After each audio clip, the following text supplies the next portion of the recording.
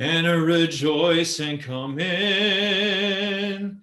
Enter, rejoice, and come in. Today can be a joyful day. Enter, rejoice, and come in.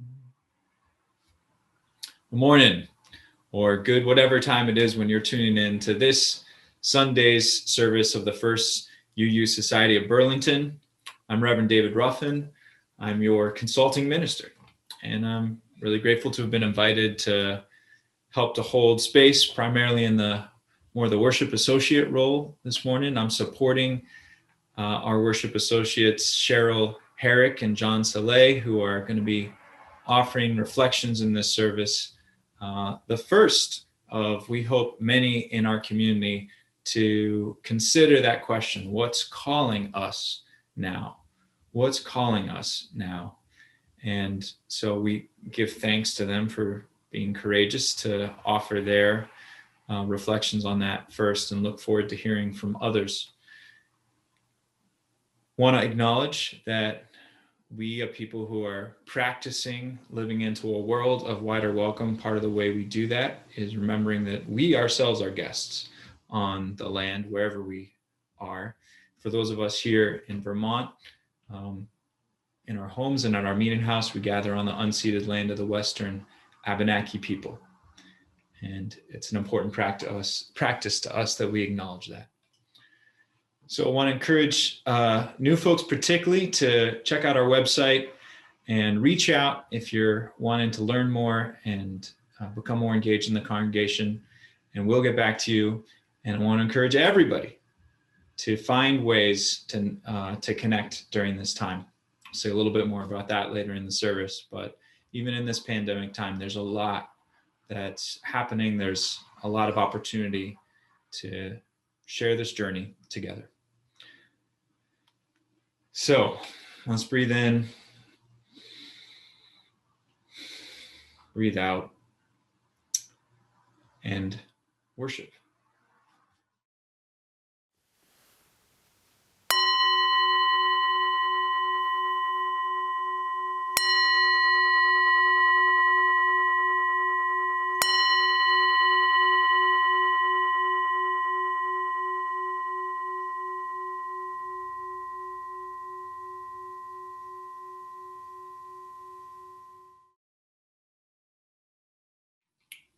Will you join me with the chalice lighting words as I light our chalice? We kindle this chalice flame to remind ourselves of the light of truth, the warmth of community, and the fire of commitment. Our call to worship this morning comes from this anthology of meditations, How We Are Called. And it is the title meditation by Kimberly Byer Nelson. This is how we are called. In the hours before the birds stream airborne with chiming voice, a silent breath rests in the pines and upholds the surface of the lake as if it were a fragile bubble in the very hand of God.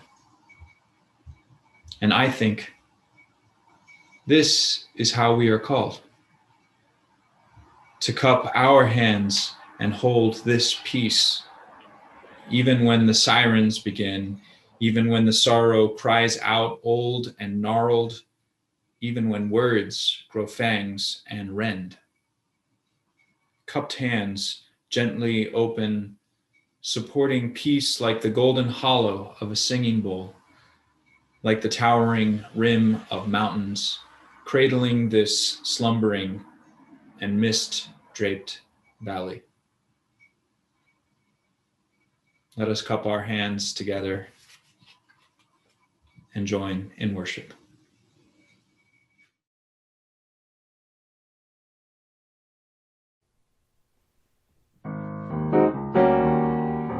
Hush, hush, somebody's calling my name. Hush, hush. hush. Somebody's calling my name. Oh, hush, hush. Somebody's calling my name. Oh, my Lord, what shall I do? What shall I do? Sounds like freedom. Somebody's calling my name. Sounds like freedom. Somebody's calling my name. Oh, sounds like freedom. Somebody's calling my name. Oh, my Lord, what shall I do? What shall I do? Sounds like justice. Somebody's calling my name. Sounds like justice. Somebody's calling my name. Oh, sounds like justice. Somebody's calling my name. Oh, my Lord, what shall I do? What shall I do? Hush, hush. Somebody's calling my name. Hush, hush. Somebody's calling my name. Oh, hush, hush. Somebody's calling my name. Oh, my Lord, what shall I do? What shall I do?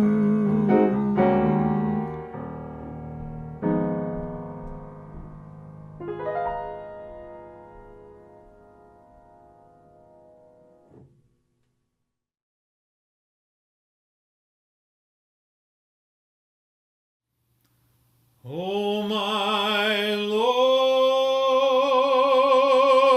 oh my Lord, what shall I do?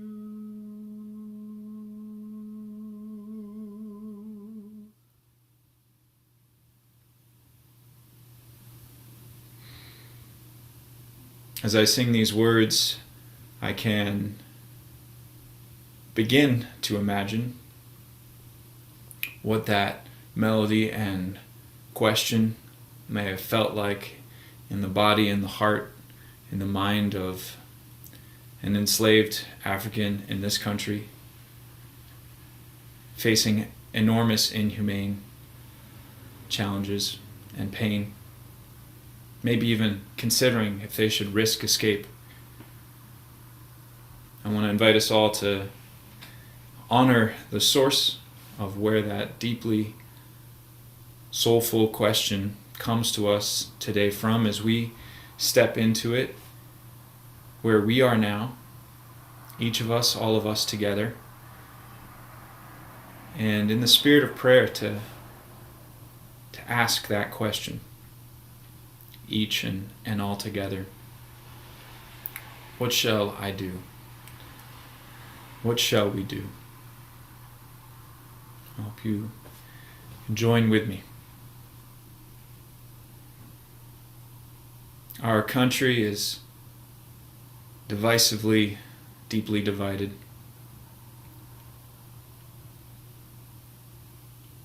And we ask, what shall we do?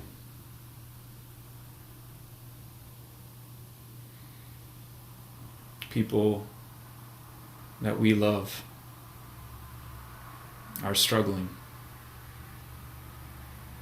are sick, are hurting.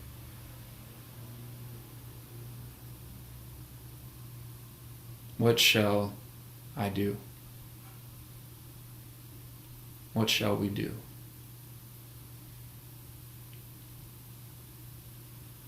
So many don't have access to even the simplest of life's securities, freedoms, and joys. In a world of such inequity, what shall I do? What shall we do? I'm filled with such joy and wonder when I look out on the sparkling sunlit snow in the morning. What shall I do? What shall we do? I want to share the blessings, the gifts I've been given in this life. What shall I do? What shall we do?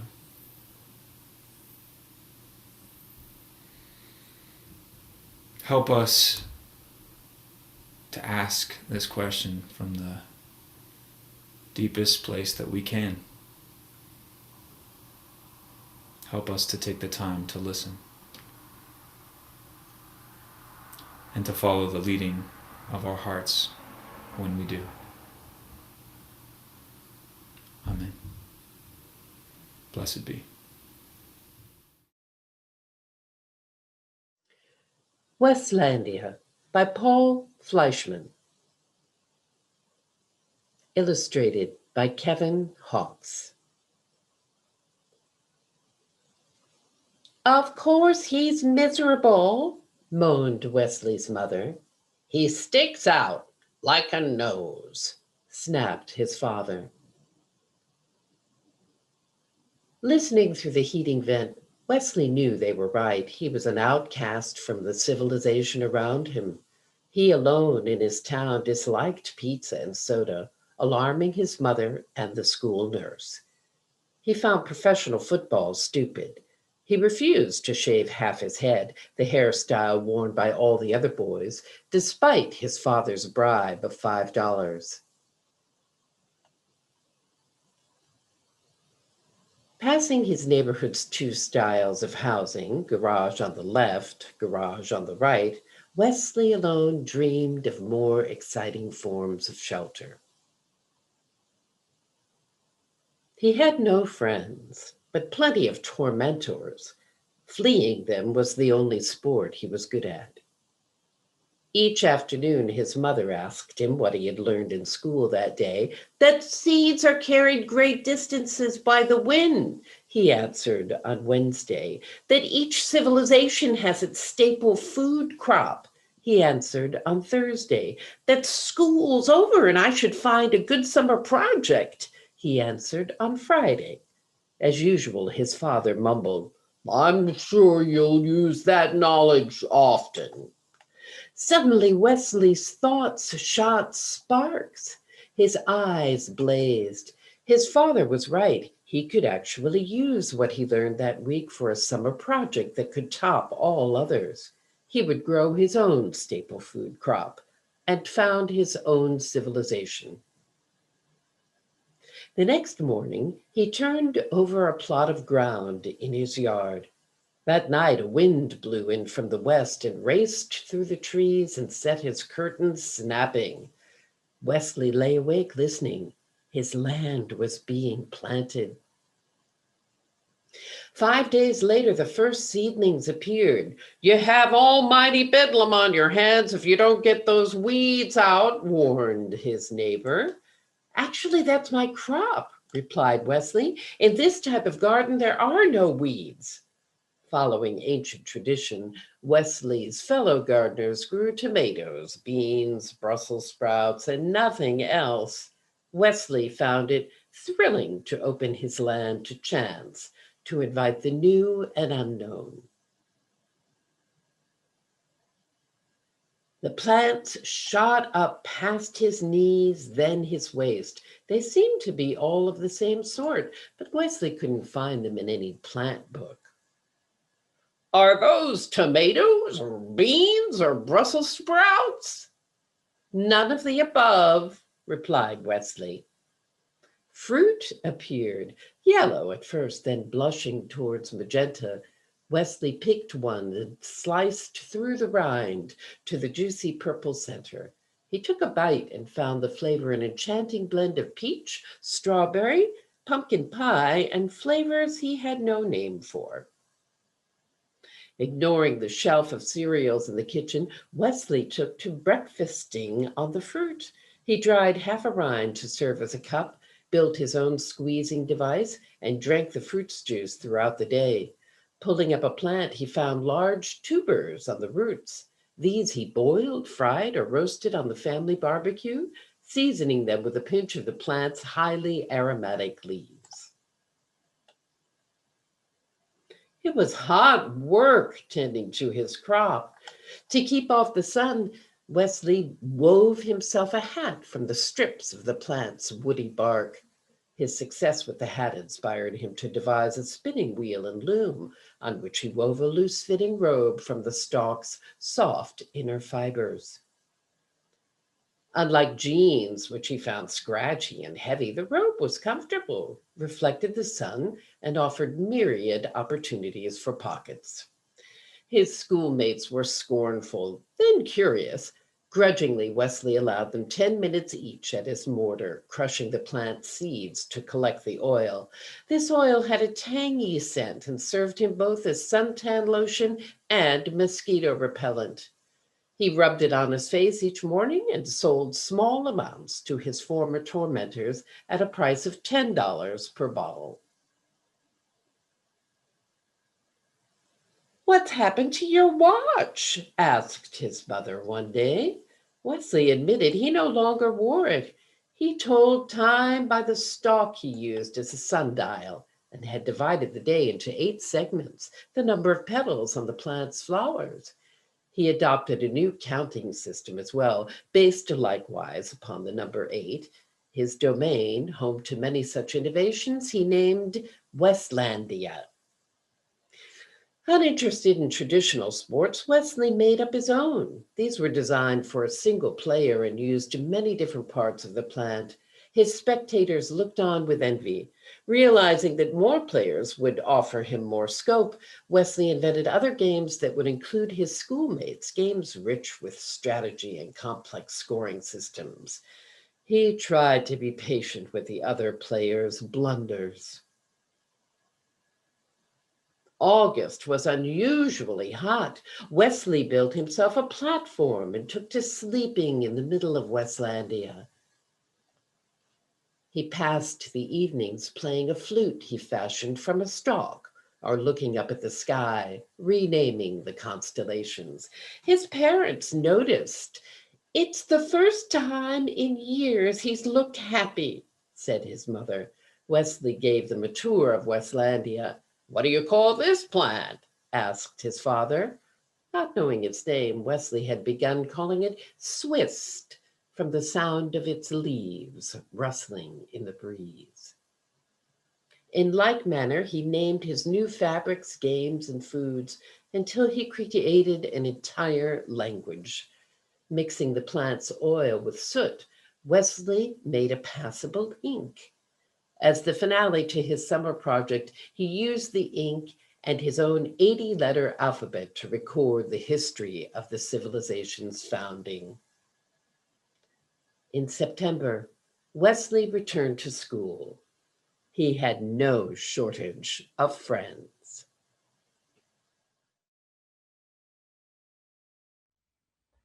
I have had to describe my calling quite a bit in the last couple of years, as anyone would expect to when entering a career in the ministry and the military. I wrote about my calling in my applications to seminary and to the Army National Guard. I have described it in pursuit of support and approval, official or otherwise, from the Unitarian Universalist Association and our Board of Trustees, from the Armed Forces Chaplain Board and the National Guard Bureau. and most especially from my family. And while I never questioned whether or not I am called to this particular kind of service, I did question whether or not I could answer it.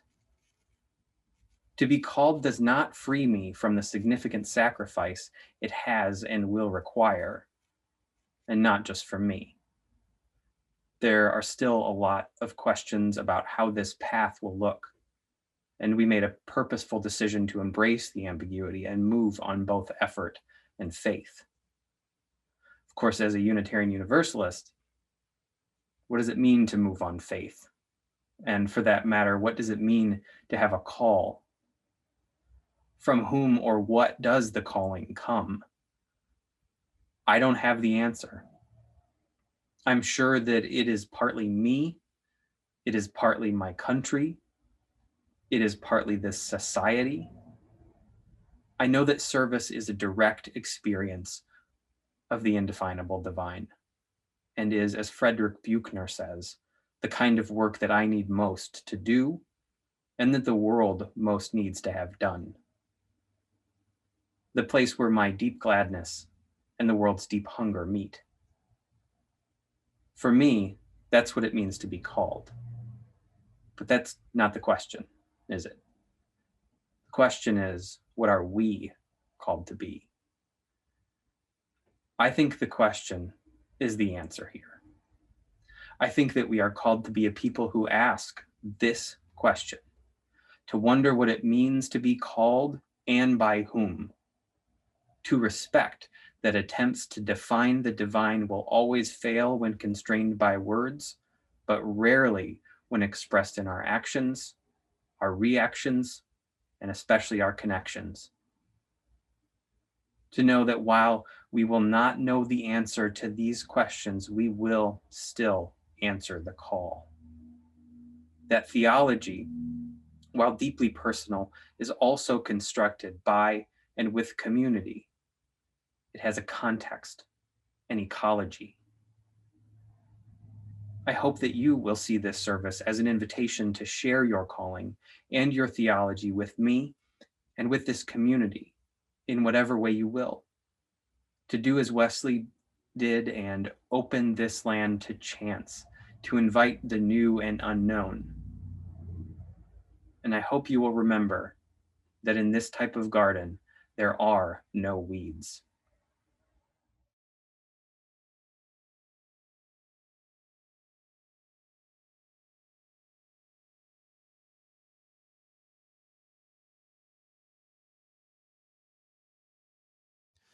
From all that dwell below the skies,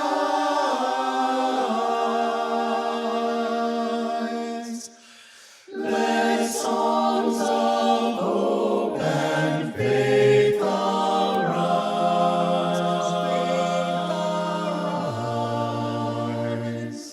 Let peace, goodwill on earth be sung,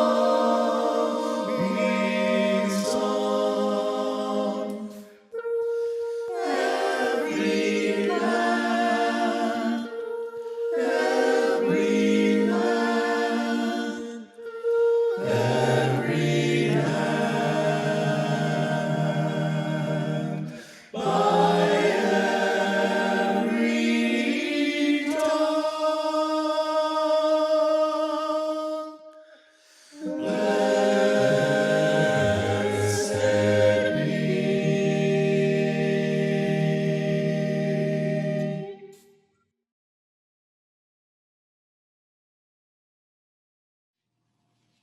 Now is the time in our service where we ask ourselves what we are called to give back, what we're called to give back to this community that we share, in order that it may continue to thrive in all the ways that it is thriving and grow into new ways of thriving, and give back to the organizations that we're blessed to be able to share our plate with. And this week, the Vermont Interfaith Action, Transforming People and Communities, is our recipient.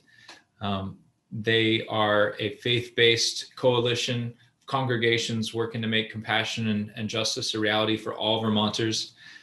They had a lot of amazing accomplishments in 2020, including get out the vote efforts, including efforts to secure $15 minimum wage, including working to ensure the responses to end homelessness that have been particularly focused during this pandemic only continue and grow as we move forward. Check out their website. I just did. Worth seeing what's going on with this organization and well worth supporting. So we will now gratefully receive your generous offering. Thank you.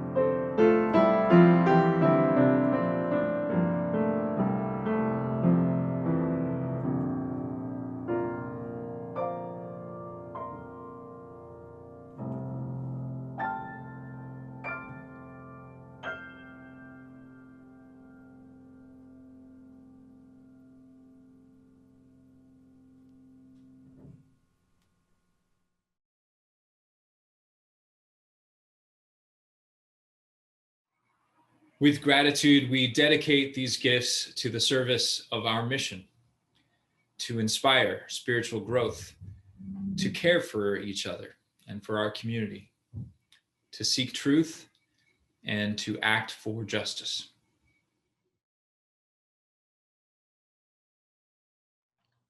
An excerpt from Amanda Gorman's The Hill We Climb, the National Poet Youth Laureate who recited this at the inauguration of Joseph Biden.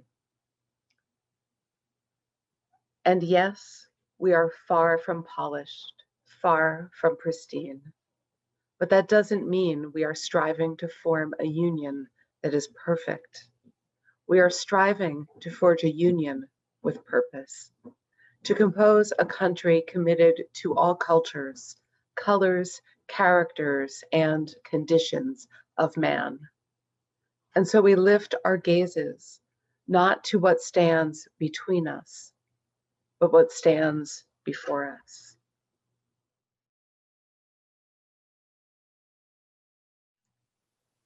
Thanks, Robert Frost, by David Ray.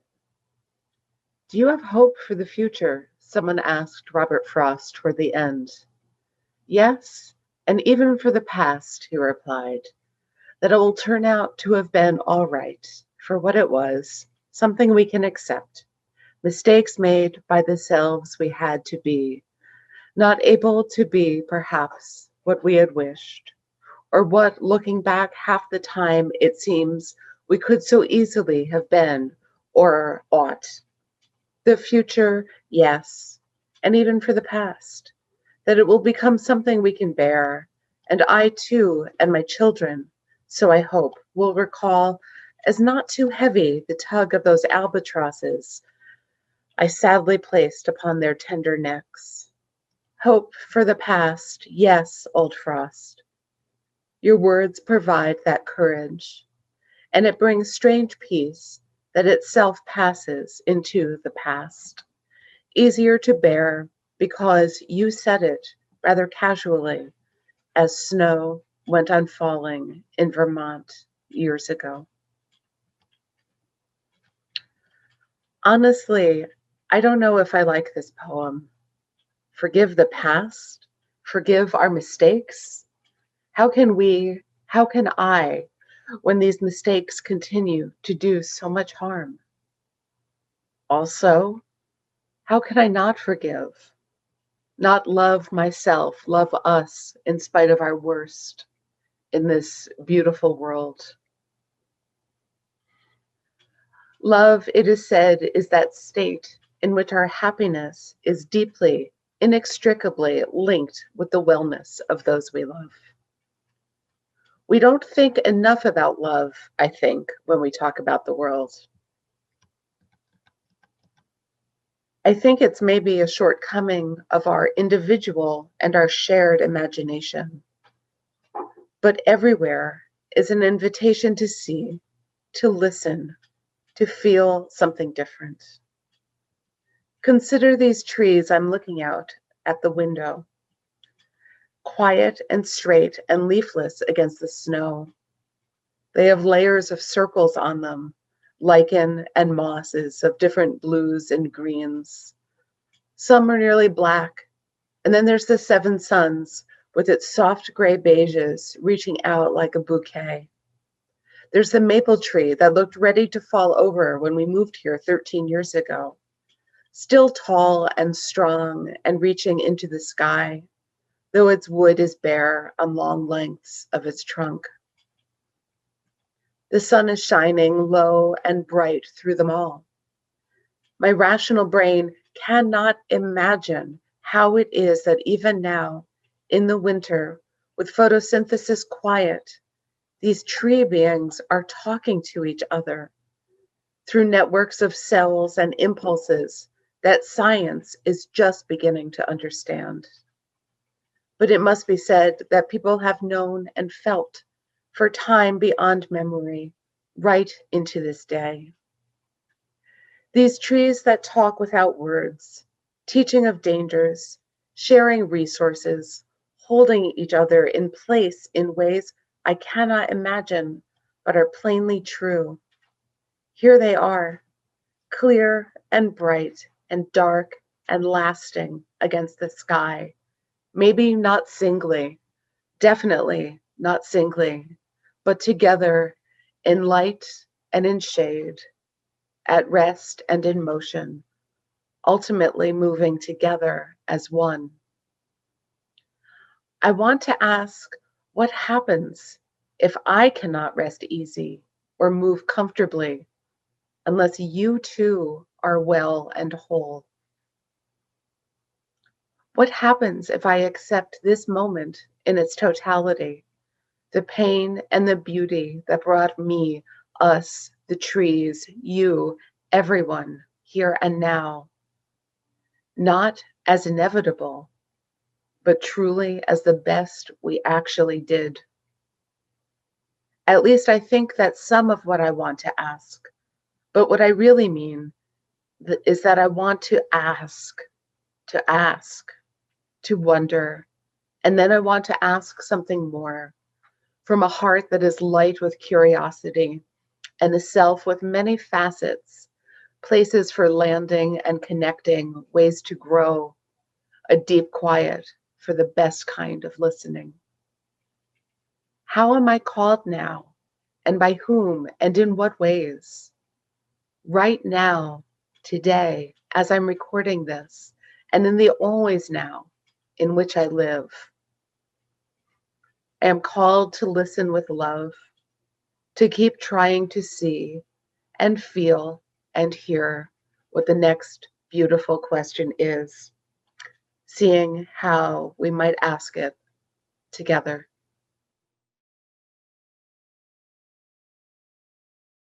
Hey, you guys, Lea here.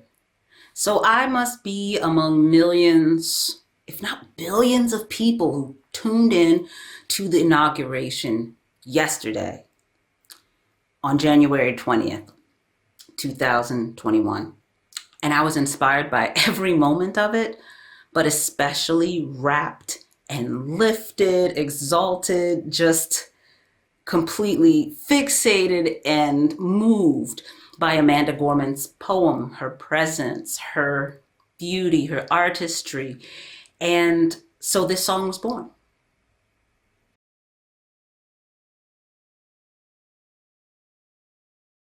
There is always a light when we are ready to see it. There is always a light when we are ready to be it. To see the light, to be the light, to raise our eyes in the dark of night, to climb this hill, together we will. There is always a light in the dark. We are ready to see it. There is always a light in the dark. We are ready to be it. To see the light, to be the light, to raise our eyes in the dark of night and be a gift. Together we will. There is always a light. There is always a light. We are ready to see it. There is always a light. There is always a light. We are ready to be it. To see the light, to be the light, to raise our eyes in the dark of night and be a gift. Together we will. There is always light. There is always dark. There is always light. There is always dark. To see the light, to be the light, to raise our eyes in the dark of night and be a climb this hill. Together we will. There is always shine. There is always dark. There is always shine. There is always dark. Be the light.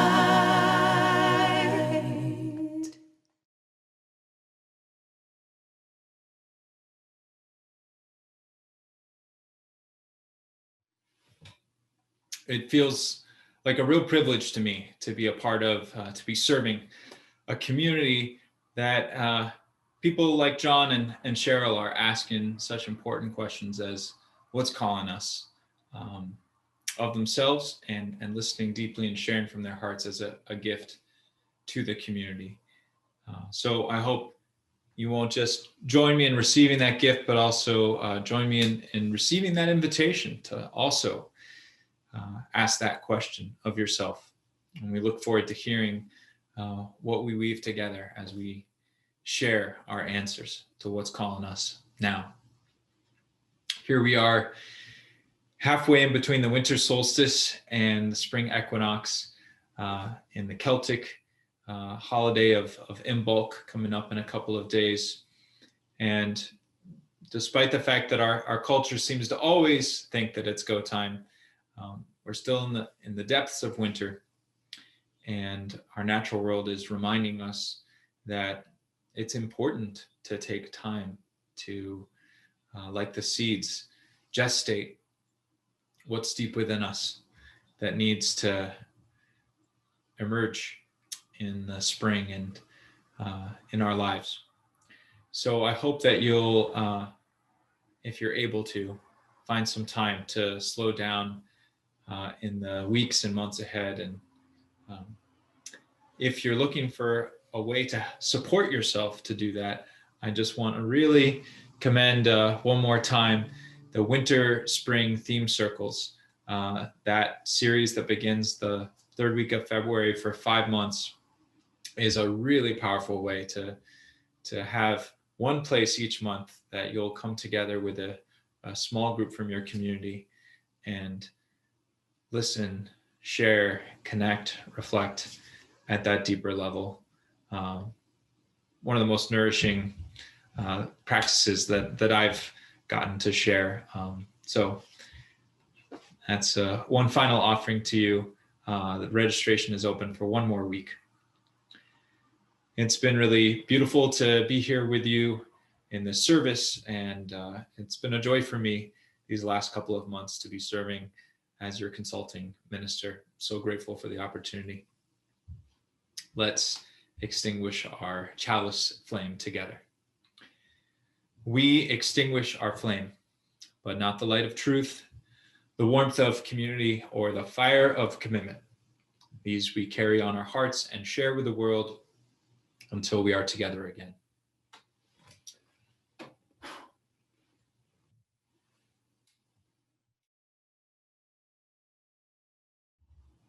For our benediction, I just want to give us one more chance, give me one more chance to enjoy the powerful words of Amanda Gorman and the powerful musical rendering of Lea Morris. Maybe you've picked them up as well and want to join with me. There is always a light if we are ready to see it. There is always a light if we are ready to be it, to see the light, to be the light, to raise our eyes in the dark of night, to climb this hill. Together we will.